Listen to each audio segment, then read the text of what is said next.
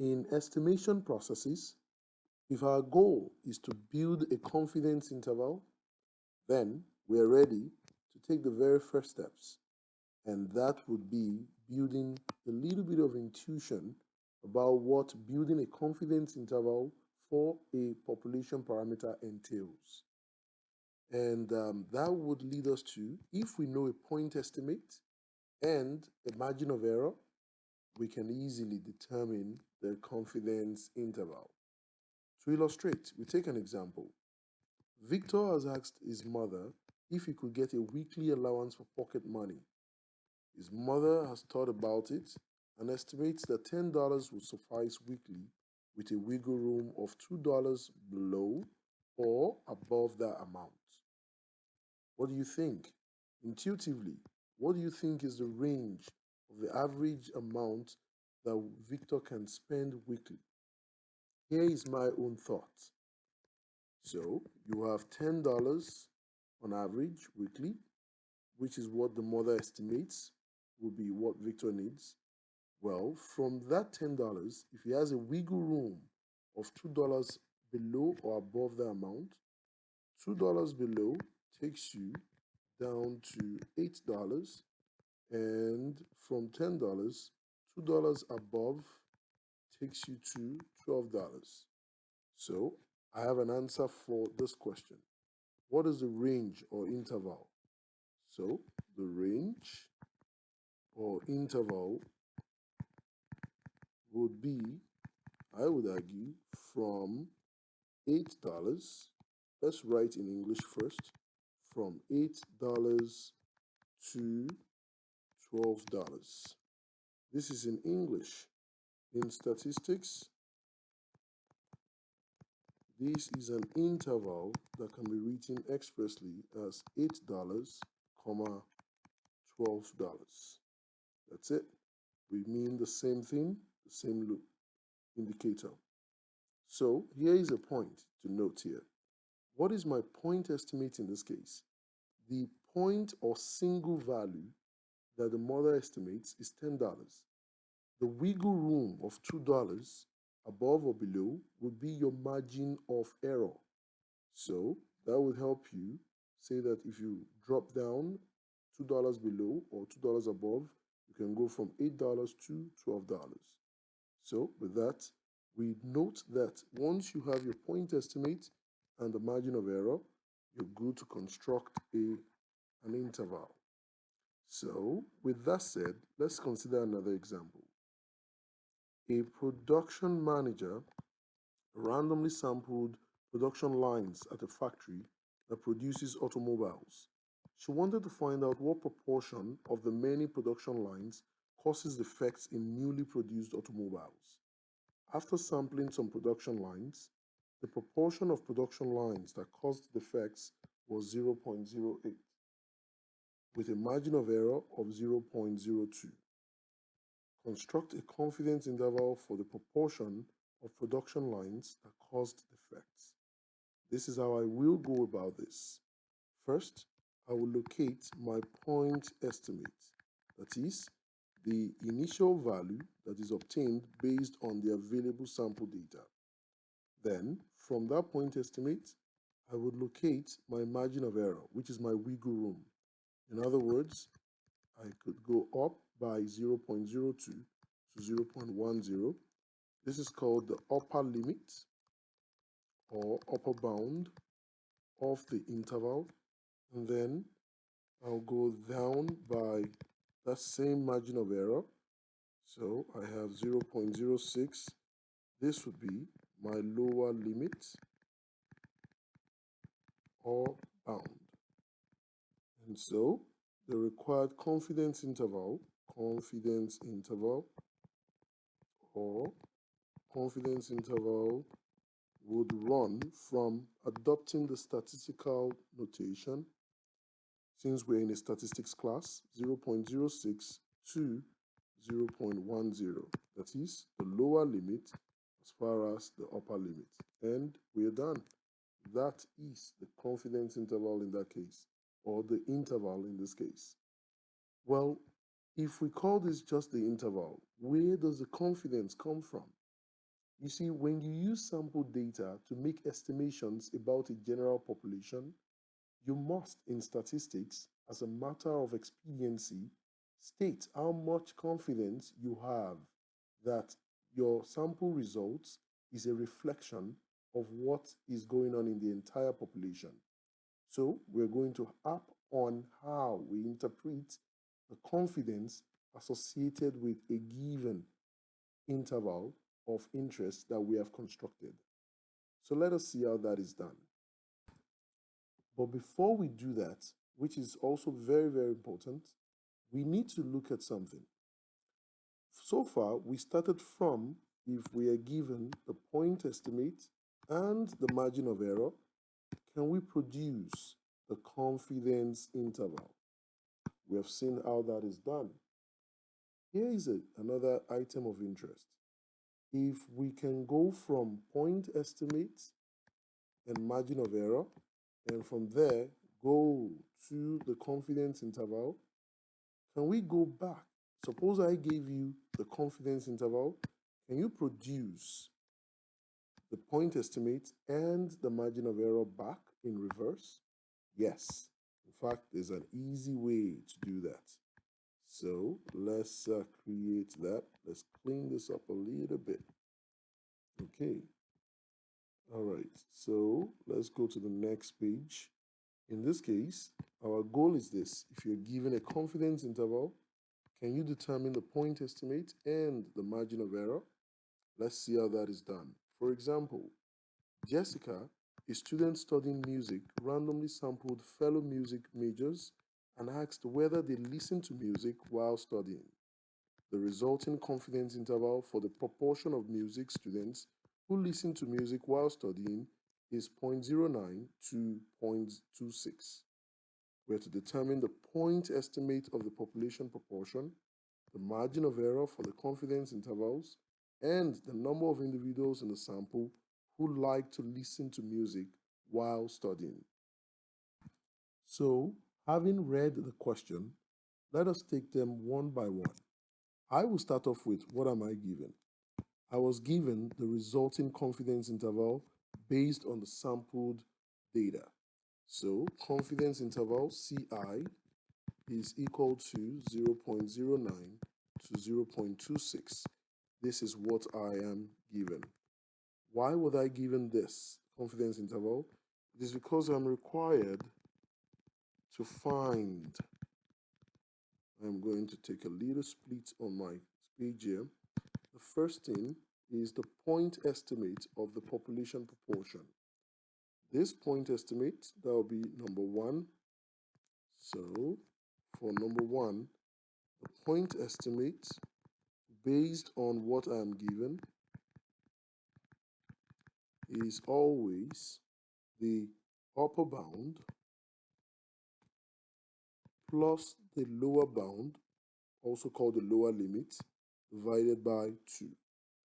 In other words, what is my lower limit or lower bound? Lower bound is 0.09. The upper bound is, so upper bound is 0.26. So I have 0.26 plus 0.09 divided by 2, and that is equal to 0.175. And then for question 2, in question 2, we have to find the margin of error for the confidence interval. For the margin of error, 2, so I'm going to call that E, the margin of error. That is always equal to the same upper bound, however, this time not plus anymore, but minus lower bound divided by 2. So this will be 0.26 minus 0.09 divided by 2. And that is equal to 0.085. That is the margin of error. Then question 3 says, what about the number of individuals in the sample who like to listen to music while studying? In order to answer question 3 or part 3 of this problem, we do need the sample size.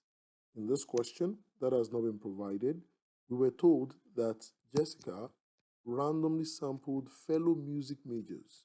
The question is, how many of these music majors did she sample for discussion?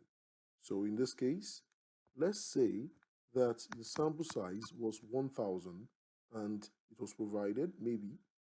And if it is 1000, then what happens? Then all I need to do is to ask how many out of this 1000 were those who were the number of individuals in the sample who like to listen to music while studying. All you need to do is to note that in the sample, the point estimate or the fraction of those in the sample who like to listen to music while studying was 0.175. So for question 3, number who like listening to music while studying will be that fraction, the point estimate 0.175 multiplied by the sample size. And so that will give us 175.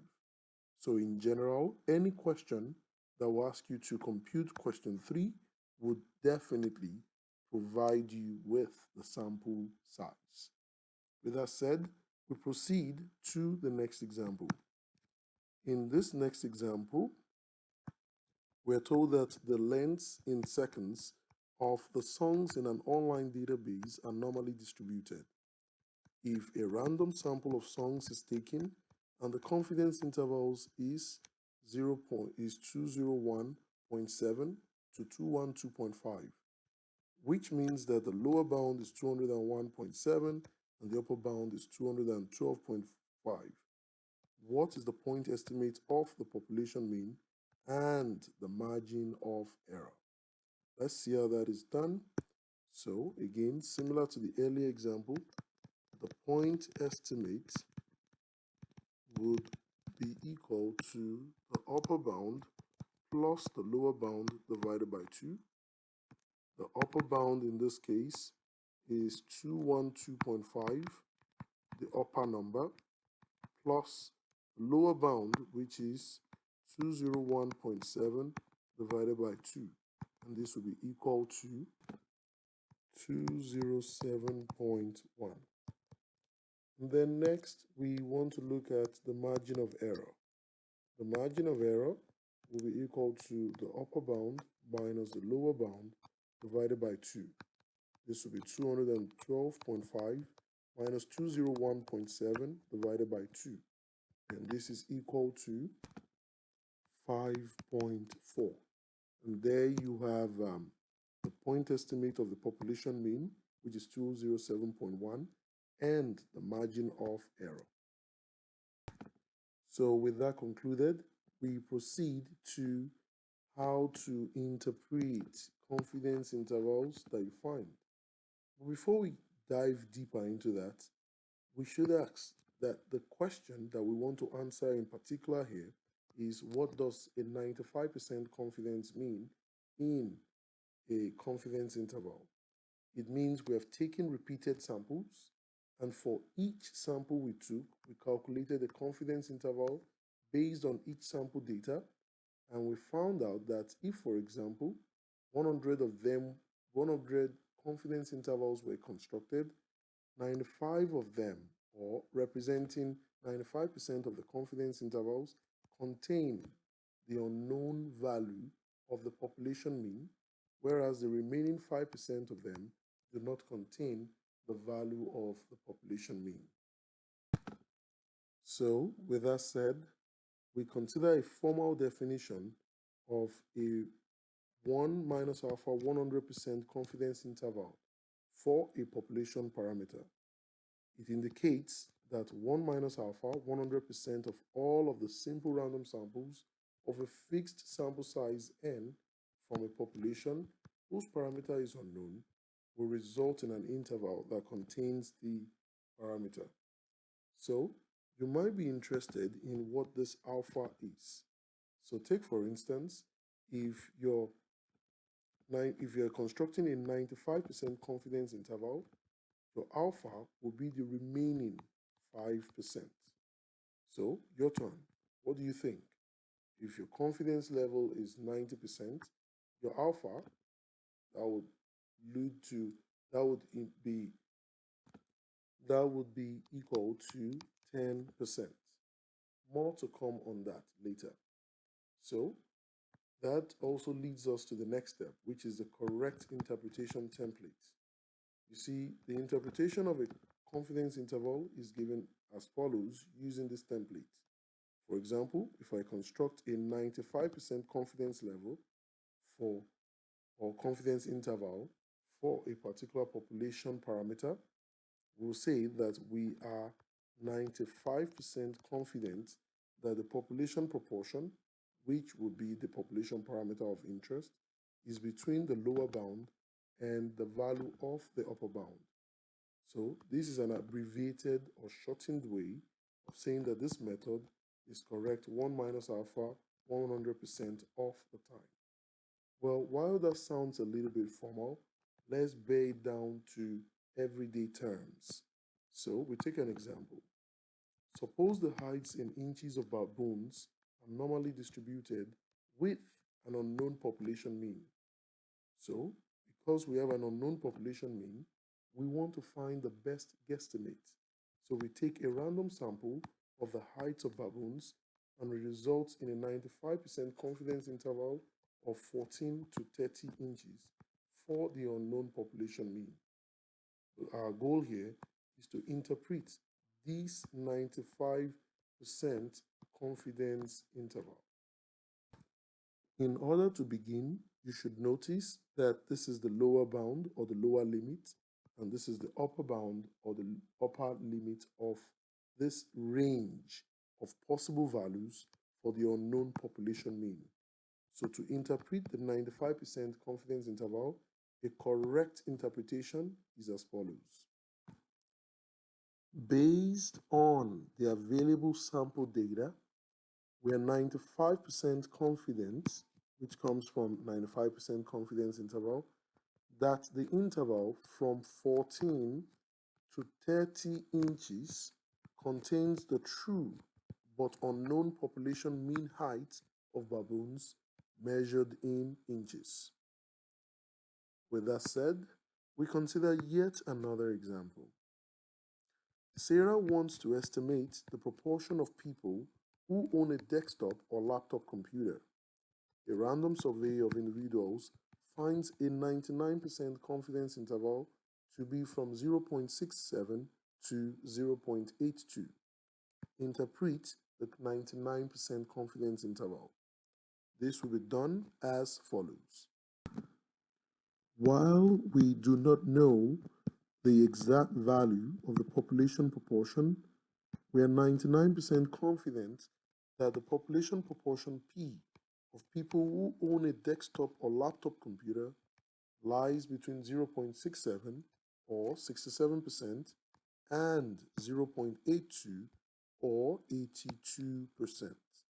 This would be the correct interpretation for this confidence, this 99% confidence interval.